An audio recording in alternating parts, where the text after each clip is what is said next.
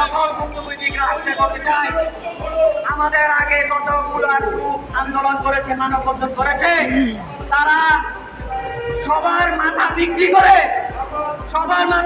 করে তারা একজন টাকা উঠাই নিয়ে চলে গেছে। আমরা এখানে সবার জন্য লড়তে আসছি।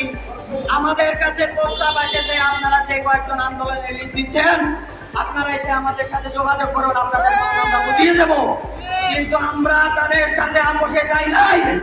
আমাদের নৈতিকতার দিক থেকে আমরা সকল গ্রাহকদের জন্য লড়াই করতেছি।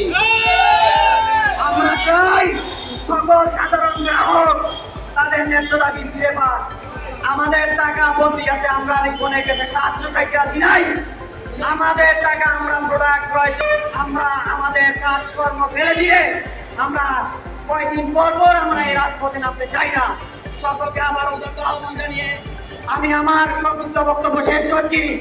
সবাই আমরা একসাথে থাকবো, রাজপথ আমাদের সাথে বেইমানি করবে না ইনশাআল্লাহ। ধন্যবাদ সবাইকে। আসসালামু আলাইকুম।